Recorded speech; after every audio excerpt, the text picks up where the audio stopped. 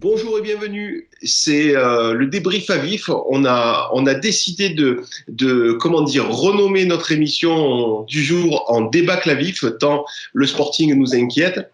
Aujourd'hui, c'est Mohamed Metoui, qui est donc le directeur tactique de Lyon-la-Duchère. Mohamed, merci d'accepter notre invitation. Merci à vous et très content d'être parmi vous. Merci Mohamed. Alors donc, vendredi soir, en match avancé, Lyon-la-Duchère gagne 2-0, un match entre deux ex-pensionnaires de National. Est-ce que par rapport à votre situation actuelle, vous vous attendiez à ce que ce soit aussi difficile cette redescente en National 2?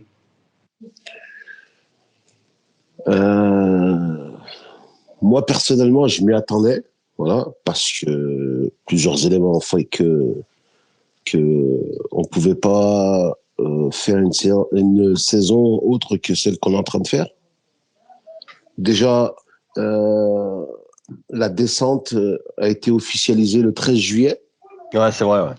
Voilà. On se rappelle. Avec plusieurs éléments aussi, avec le changement de direction. Voilà, une redéfinition de politique, un budget revu à la baisse, une prise de fonction officielle au niveau du recrutement tardive, donc à partir de mi-mai, début juin, qui vous laisse pas le temps de préparer quoi que ce soit, avec des joueurs de National 2 à l'arrêt depuis le mois de novembre-décembre. Voilà. On a fait avec les moyens et ce qu'on pouvait. Voilà. Moi, je tiens à dire que je suis confiant des joueurs qu'on a fait venir, parce que malgré que ce soit des jeunes joueurs, le potentiel est là. C'est une équipe et un groupe travailleur. Après, on a eu la problématique du staff sur les 6 premiers mois. Donc, ça a été très compliqué aussi à gérer. Donc, quand tu dis ça, Mohamed, c'est quoi les problématiques du staff, concrètement? La problématique du staff, c'est qu'aujourd'hui, après Nicolas Lebellec comme Jacob, son adjoint, sont des gens très compétents. Voilà. La seule problématique, c'est qu'à un moment donné, ils étaient vous savez, quand vous prenez un coach et quand vous choisissez un coach, faut toujours se fier au contexte et à la particularité du club. Voilà. Et les profils, est-ce qu'il était adapté ou pas? Ça, c'est une question. Ça, c'est une question sur laquelle on s'est posé. Moi, Nicolas Lebellec, je suis sûr que c'est un coach qui réussira dans un club autre que le nôtre. Voilà.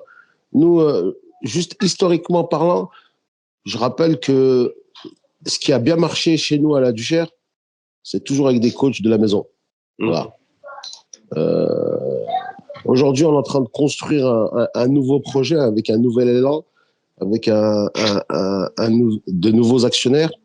Il faut juste laisser le temps de reconstruire et de repartir parce que on est en train de mettre des choses en place tous les jours et que ça peut que marcher. Et je le répète, tout le monde travaille, tout le monde va faire en sorte de relever la tête, et notre ambition reste la même, c'est d'avoir un deuxième club professionnel à Lyon et de repartir le plus haut possible et le plus vite possible surtout. Mais vous connaissez le football très bien, aussi bien que moi. Voilà, il faut du temps pour refonder des fondations solides et repartir. Voilà. Aujourd'hui, on n'aura pas d'excuses parce que ça joue, il y a des championnats. Voilà, on a la possibilité de préparer la saison prochaine. Voilà. Maintenant, il faut assurer cette saison et terminer au mieux, à la meilleure place possible.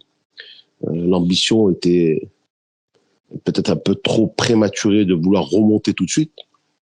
Non, ça se passe pas comme ça, malheureusement. Non. Le foot. C'est toujours très difficile, ouais. Ouais. Justement, Mohamed, vous disiez à l'instant qu'en fait, il y avait une volonté d'avoir 2 clubs professionnels à Lyon. C'est vrai que pour l'heure, vous êtes dans l'ombre de l'OL. Hein. Le fait d'avoir Sonny Anderson, qui est quand même une figure et du sport international et une figure emblématique de Lyon ville, on va dire. Quel apport ça a pour vous? Je pose cette question parce que nous, on a Jean Tigana qui est aussi un nom international et pour Toulon, c'est compliqué. Donc vous, quel était l'intérêt d'avoir une telle personnalité? Après, l'actionnaire, le propriétaire aujourd'hui du club, voulait s'attacher des services de Sonny Anderson justement pour avoir un conseiller venant du monde professionnel. Voilà. Aujourd'hui, c'est quelqu'un qui nous apporte énormément dans sa connaissance du football, dans l'organisation, de la manière dont il faut avancer. Voilà, Sonny Anderson, ça reste un grand nom. Sonny Anderson, c'est quelqu'un qui aide beaucoup la restructuration du club. Sonny Anderson, voilà. J'allais le dire. Ouais. Donc, Sonny Anderson, c'est quelqu'un qui va apporter énormément à nos attaquants. Voilà. Sonny Anderson devrait faire grandir le club. Donc, ça, on y croit tous. Et c'est quelqu'un de très facile. Donc, il est tous les jours avec nous. Voilà. Donc, il faut qu'on arrive à progresser et à avancer tous ensemble. D'accord. Quand vous dites que c'est quelqu'un qui est un plus pour vos attaquants, ça veut dire que, par exemple, c'est que Sonny vient faire du spécifique avec les attaquants ou c'est simplement du conseil? Oui. Aujourd'hui, il est acté qu'il vient 2 fois par semaine en fin de séance ou en début de séance avec les attaquants. Voilà. Donc, dans le staff de Jordan Gonzalez. Donc, il vient, il prend les attaquants. C'est plus déjà une aide sur l'aspect mental, une aide sur l'aspect technique, une aide sur l'aspect tactique, une aide sur la façon de se placer sur telle ou telle action, une aide de frapper le ballon de telle ou telle manière, de la gestion aussi de ses émotions devant le but. Donc plein de petites choses comme ça qui vont aider à faire grandir nos attaquants. Hein. Pour revenir au match, vous étiez dans une situation un petit peu délicate, hein, et concrètement, c'était un match contre un concurrent direct, le Sporting. Vous étiez, qui plus est, en difficulté à domicile depuis le début de la saison. Comment vous expliquez le fait que vous remportiez ce match, je vais pas dire facilement, ce serait pas le bon terme, mais en tout cas avec un score de 2-0 qui voilà. Écoutez, moi je pense que c'est déjà un match où il y avait beaucoup de pression pour les deux équipes. Voilà, vu le classement des deux équipes. Aujourd'hui, les deux équipes, on va dire en début de championnat, étaient programmées pour jouer le haut du tableau. Voilà, aujourd'hui, c'est quelque chose qu'il a fallu vite oublier et se remettre le bleu de chauffe pour jouer vite un maintien. Voilà. Aujourd'hui, nous, Toulon, c'est une équipe qu'on craignait parce que il y a des noms. Voilà. Il y a eu un changement d'entraîneur, donc Michel, que je connais très très bien. On avait peur de la réaction. Aujourd'hui, c'était un match première mi-temps assez fermé. J'ai eu l'impression qu'ils avaient beaucoup de crainte l'un et l'autre de perdre le match. Voilà. Et ça s'est un peu ouvert en deuxième mi-temps. On a eu la chance de marquer un but juste avant la mi-temps. Ouais. Voilà, vous savez ce qu'on dit sur le but juste avant la mi-temps. C'est le meilleur ou le pire moment, hein, suivant du exactement. Ensuite, dès le début de la deuxième mi-temps, on a eu un moment de flottement, nous, d'autre côté, et le tournant du match, je pense que c'est l'arrêt de notre gardien sur la frappe de Tertero. Voilà. Et on a réussi à marquer, faire le break derrière. Et je pense que ça leur a mis un coup derrière la tête. Après, voilà, moi, Toulon, pour bien connaître les joueurs qui jouent et pour bien connaître le coach et un petit peu le club, je pense que c'est une équipe qui va relever la tête et et qui va réussir à se sauver, j'espère, parce que ça reste quand même un grand club aujourd'hui de National 2 et avec un grand projet pour retrouver le plus haut niveau, quoi. Alors, je vais basculer sur Jérôme, hein, qui s'est infligé pour la seconde fois le visionnage du match hier soir. Alors, avec une journée d'écart et puis la connaissance du score, tu peux nous donner ton point de vue par rapport à ce que tu as vu, perçu, ressenti? Le monsieur a tout dit. On fait une première mi-temps insipide de la part à peu près des deux équipes, avec deux équipes craintives. On voit que c'est des mal classés qui ont besoin de retrouver la confiance. Il y a ce tournant en fin de match. Alors, une fois n'est pas coutume, c'est la défense qui nous a lâchés, hein, à 2 reprises. C'est Wasfan qui rate sa relance, c'est ballon intercepté et le joueur élimine Laborde, puis Wasfan le crochette et commet la faute. Et ça, oui, c'est évidemment un tournant du match. Mais j'attendais quand même avec impatience la reprise en deuxième mi-temps pour avoir la réaction de Toulon. Et on fait une 5 premières minutes assez mauvaises où Lyon-Duchère se met plutôt en bonne position sans se créer de grosses situations, mais à quelques situations chaudes. Et à ce moment-là, en effet, il y a Tartero et Sao qui se créent une double occasion que le gardien de Lyon sort magistralement, un très très bel arrêt.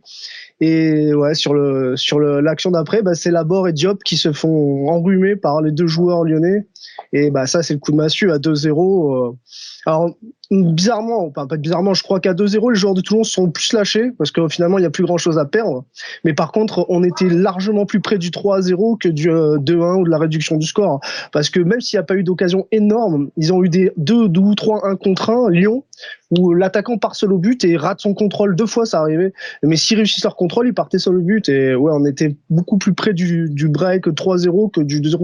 Moi, je trouve que hier, ça a été une victoire facile pour Lyon-Duchère.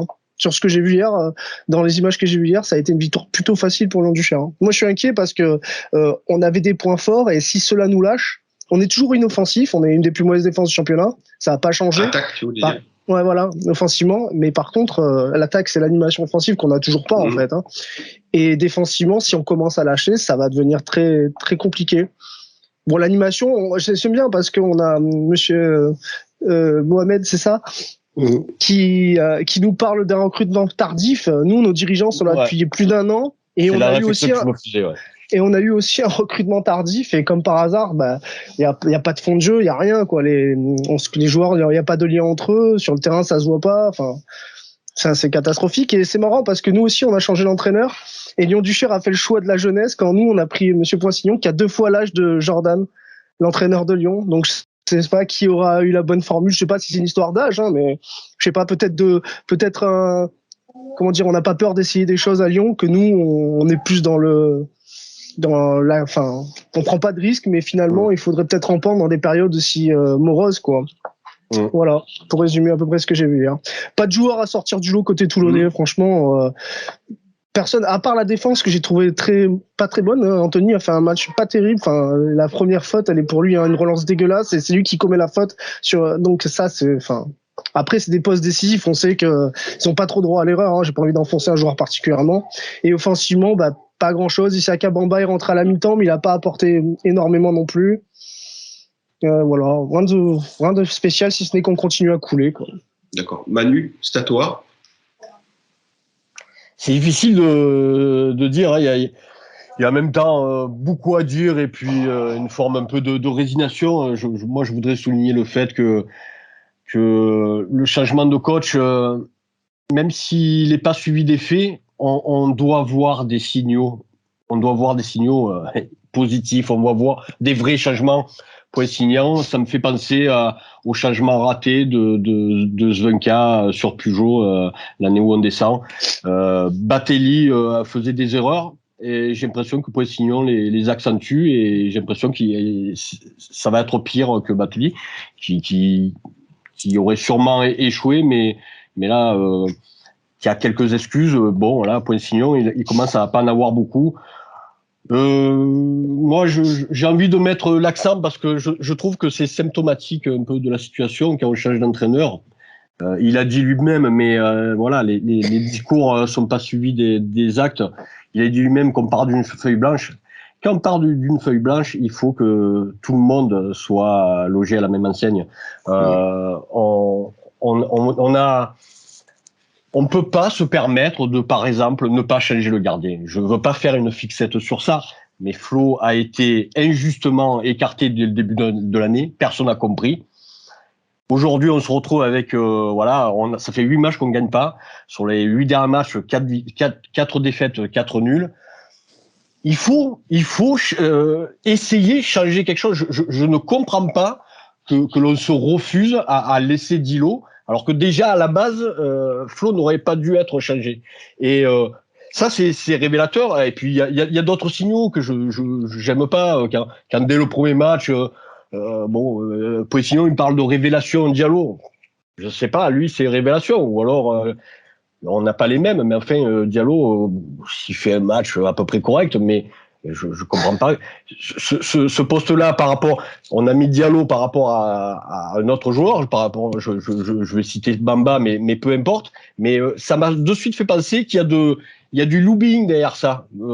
Et puis il faut mettre les pieds dans le plat. Je pense qu'il y a un lobbying Richard Bettoni. Si Pochettino il est là-dedans, il va couler et nous avec. Et moi, ça, je veux pas. Donc il faut qu'il soit plus juste dans sa manière de voir les choses. Il faut qu'il soit plus jeune, j'ai envie de dire, parce que là, c'est toujours pareil. La différence entre expérimenté et has-been, des fois, elle se tient à un fil. Et là, ça me penche dangereusement du côté has-been pour Pochettino.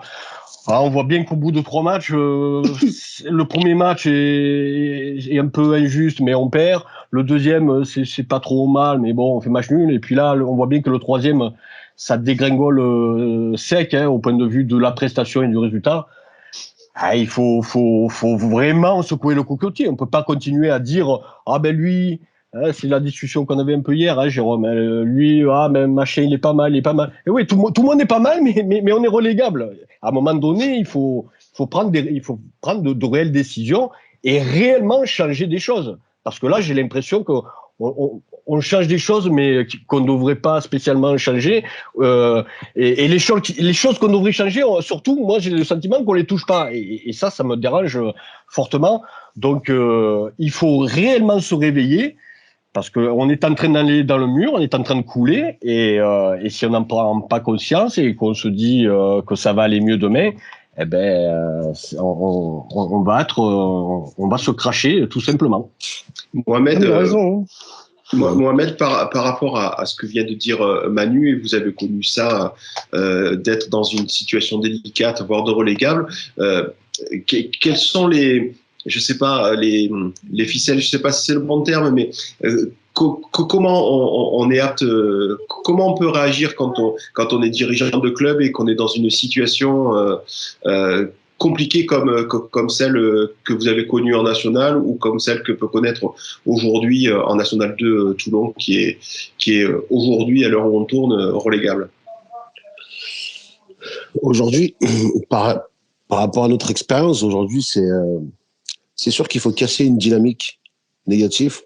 Il faut pas tomber dans une spirale où il faut se laisser emporter et tomber dans une certaine routine pas bonne du tout. Aujourd'hui, c'est Toulon a deux très bons gardiens. Voilà. Et le poste de gardien de but est très important dans une équipe. Aujourd'hui, vous avez un gardien de but qui vient d'arriver. Vous avez un gardien de but enfant du club et qui était très performant jusqu'ici. Voilà. Donc peut-être que, et je sais qu'il a l'âme aussi de capitaine d'équipe. Bien sûr. Donc c'est quelqu'un qui peut avoir un rôle très important dans le vestiaire et sur le terrain. Donc oui, effectivement, il faut tenter des choses, il faut changer les choses, essayer d'apporter autre chose. Ouais. Voilà. Et après il y a l'entraîneur et les dirigeants qui sont là pour déterminer ce qu'il faut faire. Maintenant, à eux de voir si ça vaut le coup de prendre le risque ou pas.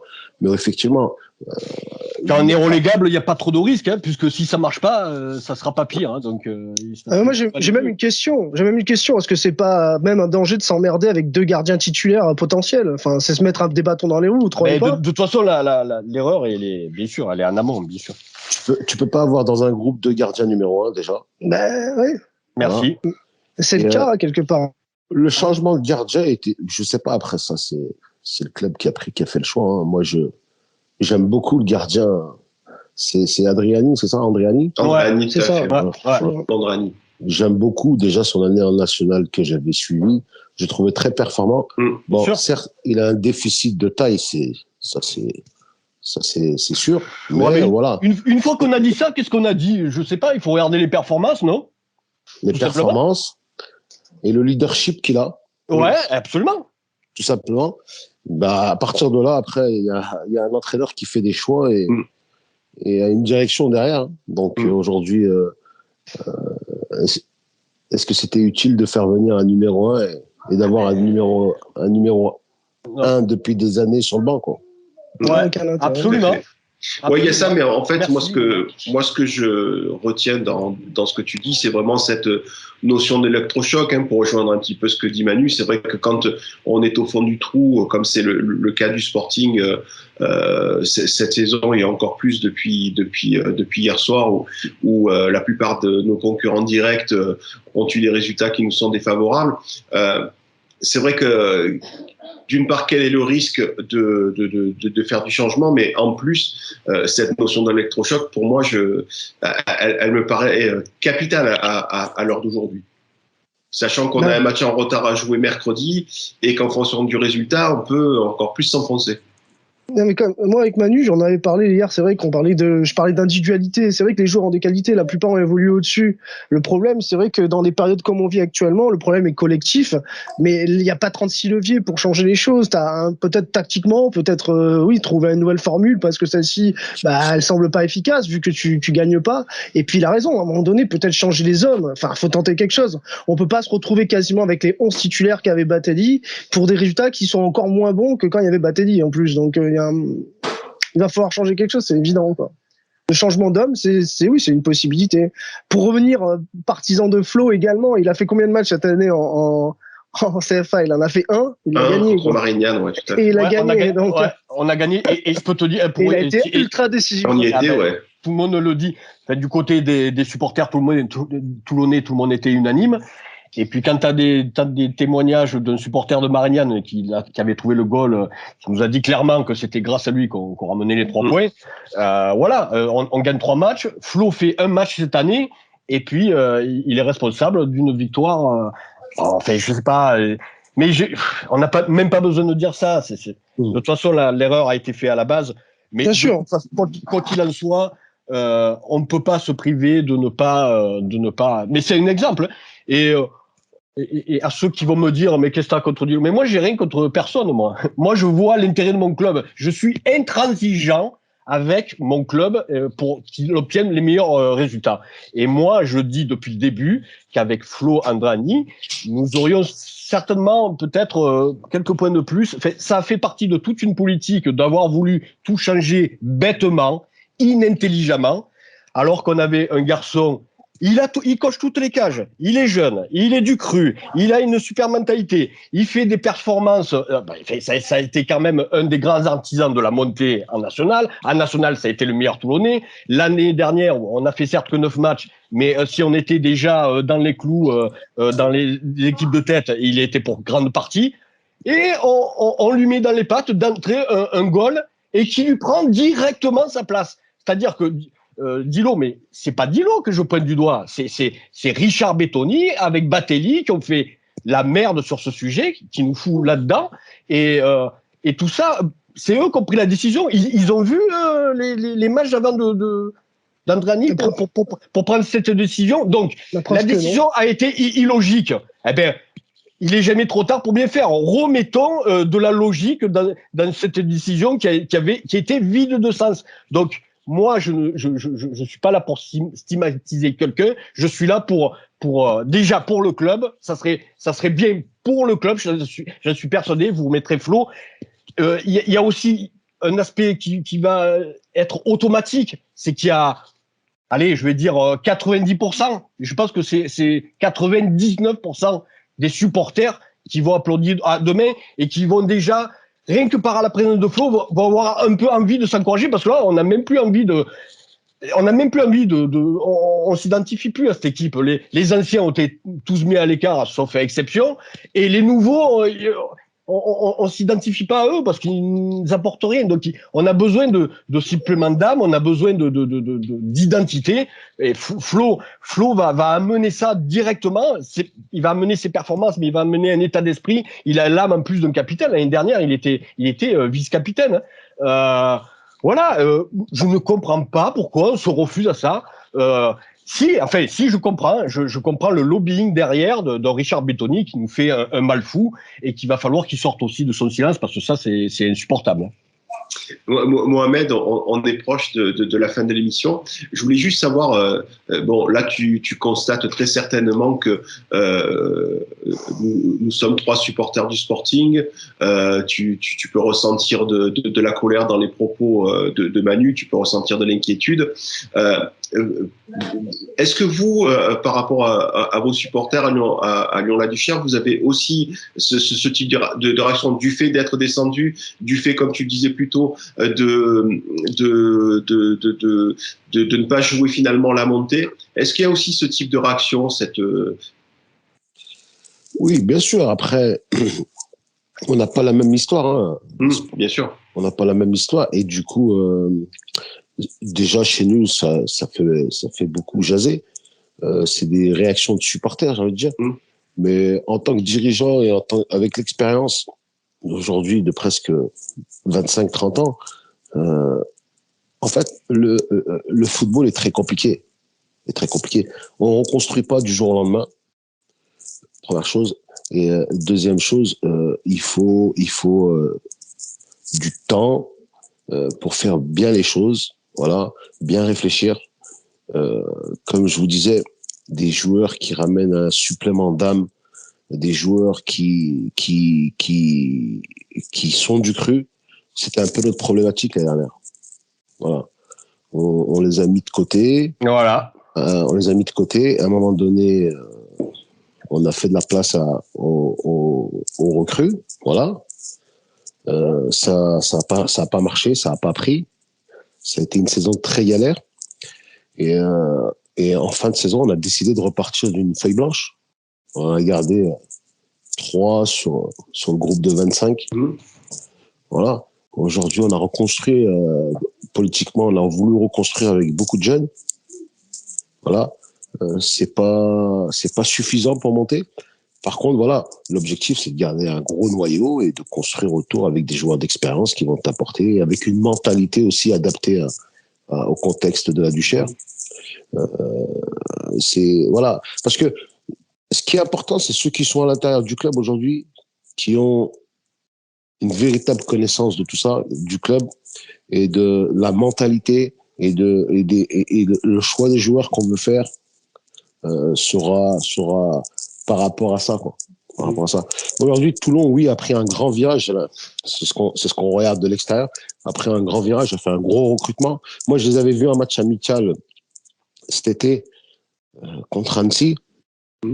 Et je le dis comme je le pense. J'avais été impressionné parce que j'avais trouvé des joueurs de très grande qualité. Mais j'ai l'impression qu'on a recruté encore derrière et recruté encore derrière et recruté. On a fait que du recrutement. Ah, justement. Et on s'est créé beaucoup de problèmes derrière. Voilà. Aujourd'hui, il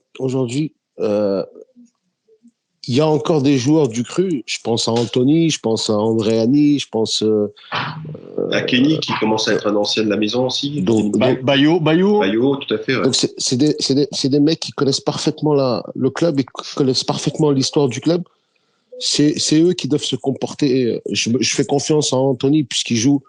C'est à eux de se comporter comme véritables leaders et qui doivent faire bouger les choses et évoluer les choses dans le bon sens, quoi.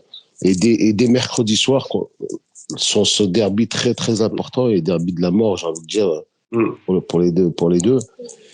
Et j'espère vraiment qu'ils vont relever la tête et qu'ils vont réussir parce que voilà, quoi, le Sporting se doit de rester minimum en National 2 et il y a tout pour avoir un grand club à Toulon. Ouais. Potentiellement, oui. Je rebondis, c'est l'heure de conclure. Jérôme Mohamed évoque le derby et potentiellement un match de la mort, ou en tout cas qui peut rendre les choses très difficiles pour le perdant s'il y en avait un. Match de la mort pour nous. Hier, c'est relevé. Ils ont gagné hier soir. Donc, on est dans une situation bien plus négative qu'eux, moi, je trouve. À un moment donné, en plus, on va se déplacer chez eux. Ça reste un derby. On sait que c'est des matchs hyper ouverts. Donc, on va voir encore une nouvelle fois la réaction de l'équipe et surtout la réaction du staff. Parce que M. Poissignon, oui, il a sa responsabilité, mais il est entouré d'adjoints qui connaissent beaucoup plus le contexte que lui, qui sont plus, à mon avis, qui ont plus de connaissances aussi sur l'effectif parce qu'ils voient ces joueurs et les voient évoluer depuis le début de saison. Et il va falloir commencer un peu à prendre ses responsabilités, à changer les choses pour que les choses changent, tout simplement, quoi. Un staff et des joueurs qui ont connu à maintes reprises la victoire à Perruque. Oui, ouais, c'est le moment ou jamais pour le coup. Manu, un dernier petit mot? Non, bon, j'ai plus envie de parler parce que si je parle, il y en aura pour 3 quarts d'heure. Donc, non, maintenant, voilà, place à ce derby. Voilà, mercredi, ça va être un match, évidemment, c'est un derby. Donc, une fois qu'on a dit ça, on a tout dit. Hein, ça se joue sur des vertus bien particulières. Et je redis qu'avec les mêmes effets produiront les mêmes causes. Donc, si on s'échine à faire toujours parce qu'il y a un lobbying par lobbying, donc pas par performance, pas par méritocratie, pas on va si on comment j'allais dire voilà, si on balaye d'un revers de main les qualités d'identité, eh ben on ira dans le mur parce que c'est ça qui va peut-être faire en sorte de nous redresser la tête. On est dans une situation très grave. Il faut se réveiller et il n'y a plus à penser autre chose que ce qui est le meilleur pour sauver le club et l'équipe. Et voilà. Et s'ils le font pas, ben tant pis pour eux. Mais on saura à qui est la faute de tout ça. Et j'ai donné des pistes parce que je vais commencer à monter en gamme. Au point de vue de dire les choses parce que je supporte pas le style que des personnes œuvrent en coulisses. Bon, ils sont paumés au niveau du foot, hein, c'est des baltringues, je le dis comme je pense. J'ai hâte de leur dire en face d'ailleurs. Et qui en plus ne donnent aucune. On les entend pas. C'est insupportable. Et ça, ils n'assument pas grand-chose. Ils assumeraient. Là, ça va trop loin. Là, je vous dis, moi, avec mon club, il n'y a pas d'affect. Je suis intransigeant. Et ça va monter crescendo, hein, ça va monter crescendo la colère. Elle commence à apparaître de plus en plus dans les réseaux sociaux, mais il va falloir qu'elle apparaisse aussi un peu plus concrètement pour ces personnes qui se cachent, qui agissent dans l'ombre et qui font un mal terrible. Et dernière chose, il faut que Poissignon il se mette un peu au goût du jour parce que encore une fois, il est expérimenté, mais j'ai l'impression qu'il est surtout paumé. Donc expérimenté pour moi dans le foot, ça veut rien dire. Il y a d'autres qualités. Et on le voit actuellement, Lyon Ducherne, un jeune entraîneur. Bon, Jura Sud. Jura Sud, qui est en quart de finale et maintenant en demi-finale de Coupe de France, c'est deux Bergerac et Versailles, c'est deux jeunes entraîneurs. J'en ai un peu marre. Je veux pas faire du jeunisme, mais voilà, sur les postes de coach, il faut savoir être un peu plus audacieux parce que on le voit avec Bettoni, Tigana, Batelli et Poissignon à E4, ils ont bientôt 300 ans et puis ils sont à la rue totale. On le voit, hein, ils sont à la rue totale. Donc place un peu à la jeunesse, un peu une certaine audace. Et on prend pas de risques en mettant des jeunes. Hein. Alors, la preuve, hein, on a des vieux qui sont expérimentés, mais ils sont plus dans le game. C'est fini. On le voit. Et puis ils auront pas les capacités de rebondir parce que pour ça il faut être un peu humble et intelligent. Et c'est deux qualités qui n'ont pas. Donc voilà. Merci Manu. Merci Mohamed pour ta participation. Merci à toutes celles et ceux qui nous ont suivis. Rendez-vous mercredi, c'est au Stade Perruque à 20h. Ouverture des portes à 18h30. À bientôt.